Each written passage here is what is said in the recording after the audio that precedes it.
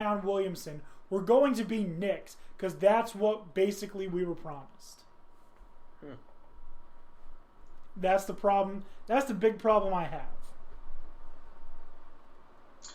I mean, listen, the draft,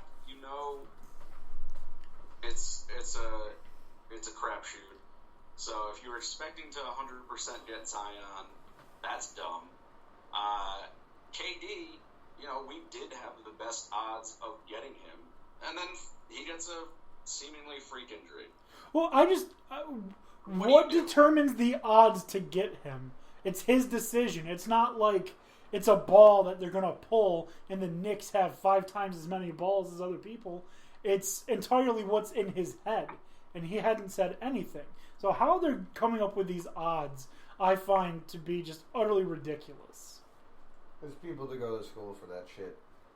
Yeah, well, there's people who go to school to predict the weather, and they get it wrong a lot. They get paid to do it. Yeah, but,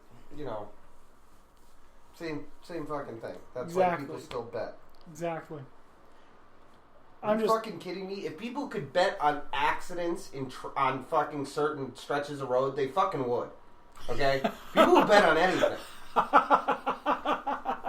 Yeah, give me I-95 between 5 and 6. Specifically, Black Civic. Civic. If I hit that Black Civic, I want the 9087 interchange right there between 5 and 6 on this Friday. And you know what?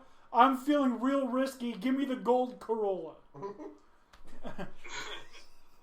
I want to parlay you out with Jackknife Semi. Just to circle back to something real quick, the Mavericks are already trying to offload Tim Hardaway Jr.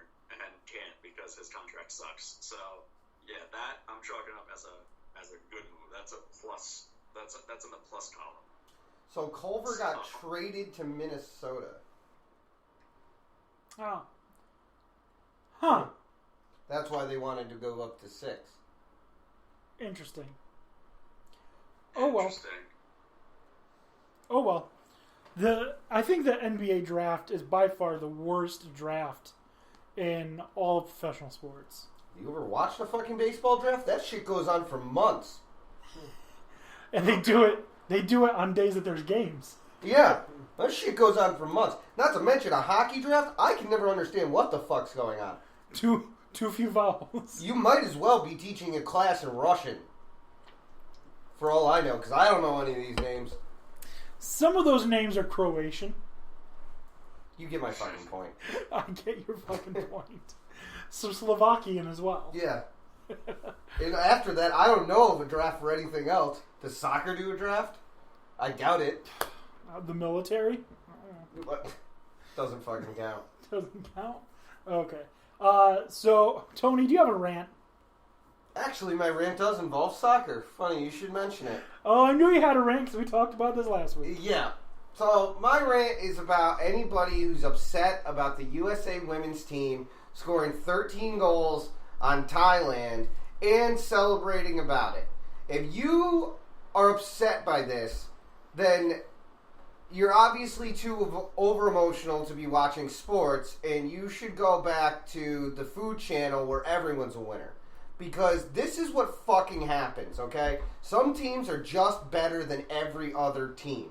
And you know what? People saying, oh, you don't need to run up the score. Yes, in group play, you certainly do need to run up the fucking score. Because if there is, God forbid, a tie, which isn't going to happen against Team USA, but if there is, the difference it's going to make is going to be in the number of points that were scored.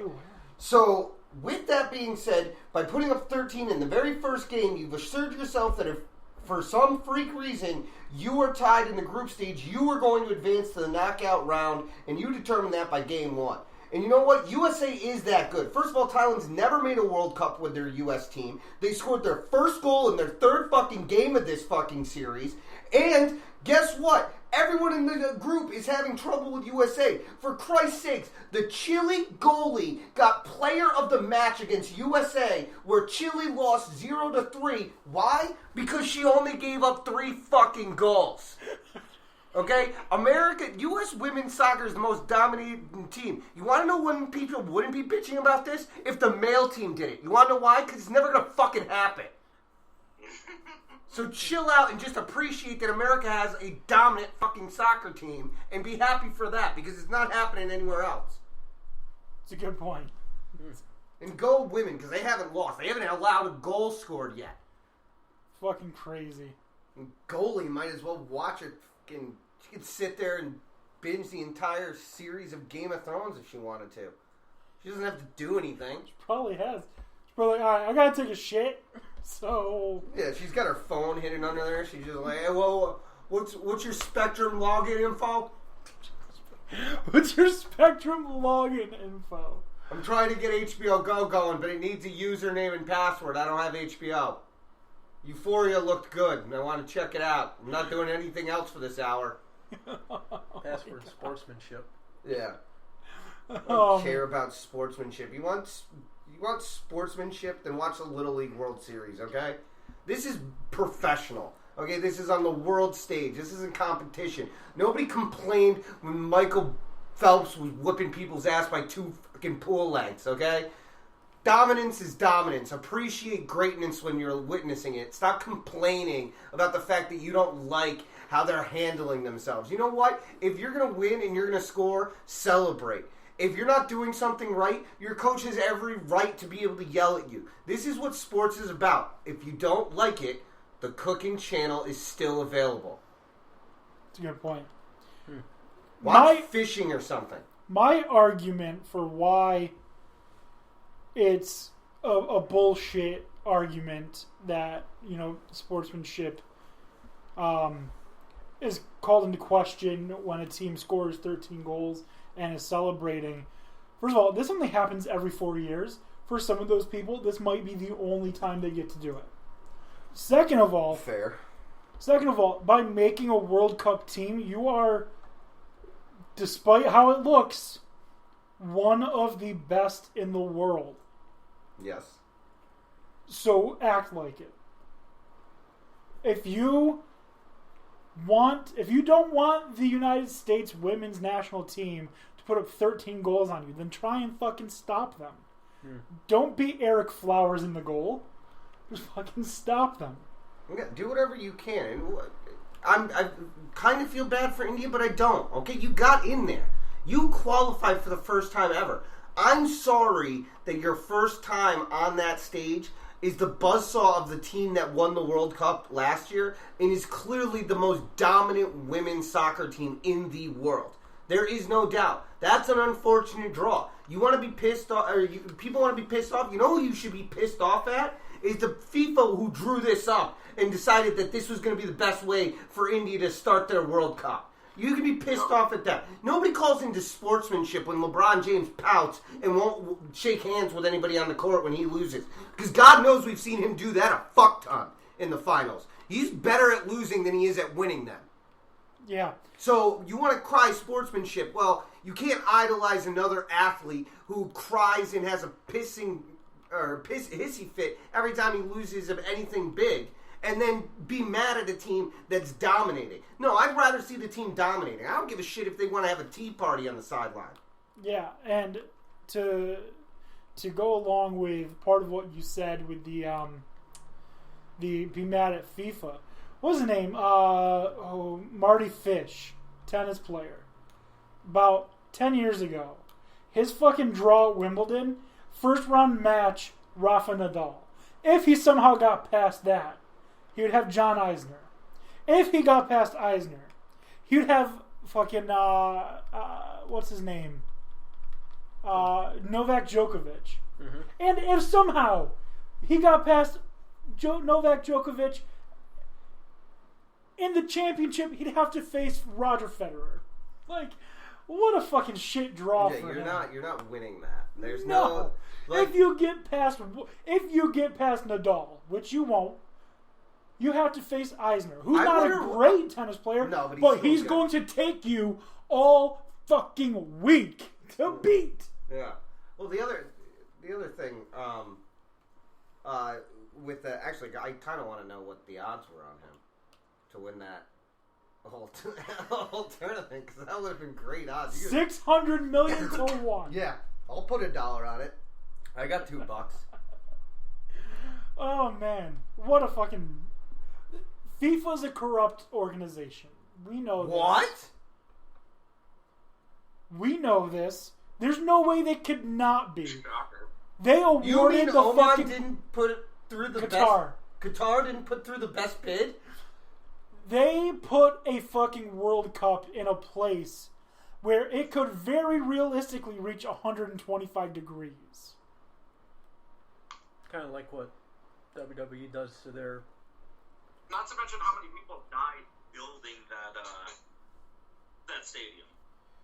Hey, listen. The most of them are North Korean and they're happy to be employed.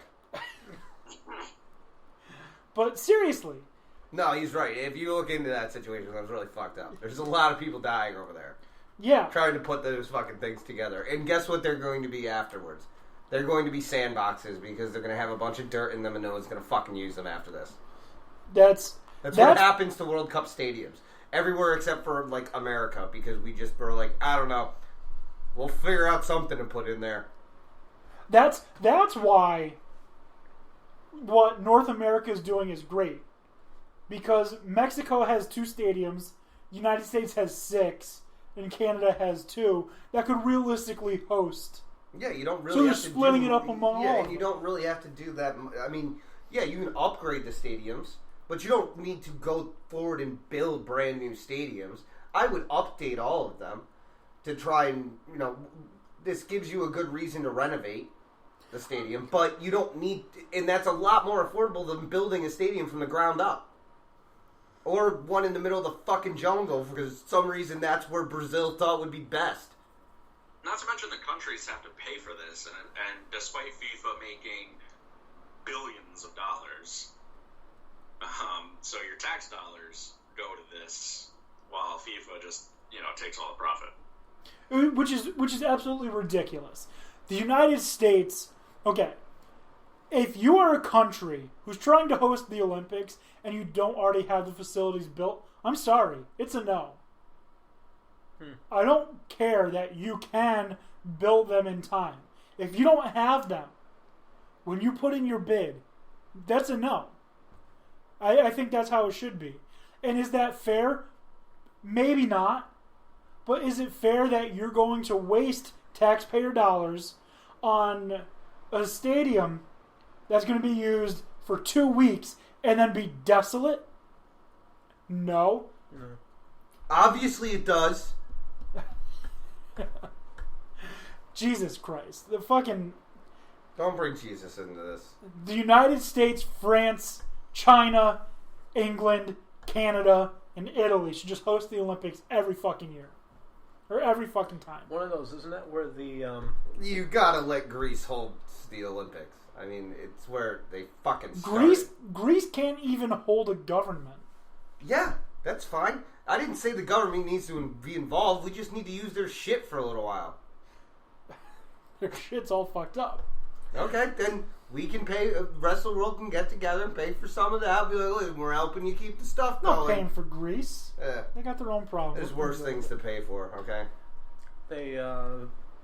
Montreal Expos, where they used to play baseball, isn't that a former stadium that's now sitting vacant? Or I don't know, but there are 2 Major League Soccer teams in Canada. It's probably not, yeah. So those 2. Somehow. Yeah. Those 2 stadiums Olympic probably Stadium. will host. Oh, Olympics? My God. There are so many arenas and stadiums that could host Olympic shit. Well, they actually called it the Olympic Stadium, so I was wondering if that was like used there first and then the team got for baseball, or what was going on with that. I don't know. But guys, we are running a little long, so we're going to cut this discussion short. Unless anyone has one final thing they want to say. About the Knicks. Nothing about the Knicks. That's fine. Anyone have anything they want to say before we head out for the night? I got nothing left. I've expended my energy. Well, are we doing this week in history? Oh, you know we're doing it this week in sports history. All right, I want to see which of our discussed items you're going to talk about. On June 17th, 1993. O.J. Simpson led police on the infamous low-speed chase in his white